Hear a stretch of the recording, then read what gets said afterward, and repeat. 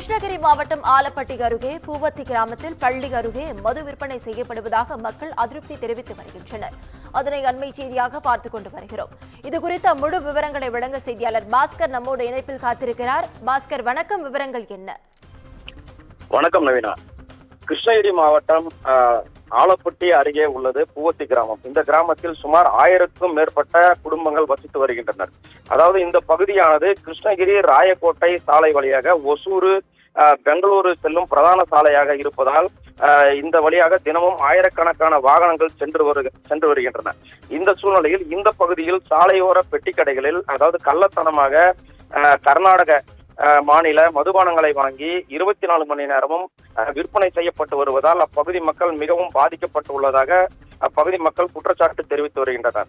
மேலும் குடித்துவிட்டு சாலையை கடக்கும் பொழுது அதிகப்படியான விபத்துகளும் ஏற்படுவதாகவும் திருட்டுத்தனமாக விற்பனை செய்யும் கடைகள் மீது உரிய நடவடிக்கை எடுக்க காவல் நிலையத்தில் புகார் கொடுத்தும் இதுவரை எந்த நடவடிக்கையும் எடுக்காததால் பூவத்தி கிராமத்தைச் சேர்ந்த இளைஞர்கள் ஊராட்சி மன்ற அலுவலகம் முன்பாக ஆர்ப்பாட்டத்தில் ஈடுபட்டனர்.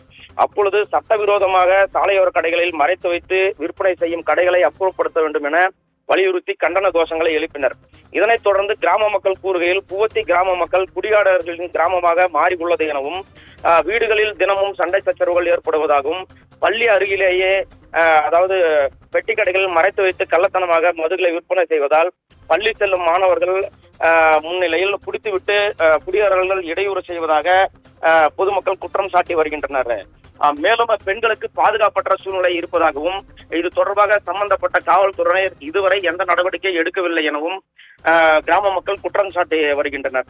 மேலும் சம்பந்தப்பட்ட உரிய அதிகாரிகள் நடவடிக்கை எடுக்கவில்லை என்றால் போராட்டம் வலுப்பெறும். அதாவது சாலை மறியல் உள்ளிட்ட பல்வேறு போராட்டங்களை கையில் எடுக்க வேண்டியது வரும் என கிராம மக்கள் தெரிவித்து வருகின்றனர் நவீனா. மேலும் மாவட்ட நிர்வாகமும் தமிழக அரசும் உடனடியாக தலையிட்டு இந்த சந்து கடைகளை உடனடியாக அப்புறப்படுத்த வேண்டும். மேலும் தமிழகத்தில் கள்ளக்குறிச்சி போன்று ஒரு பகுதி உருவாகாமல் இருக்க வேண்டும் என கிராம மக்கள் தெரிவித்து வருகின்றனர் நவீனா. விவரங்களுக்கு நன்றி பாஸ்கர்.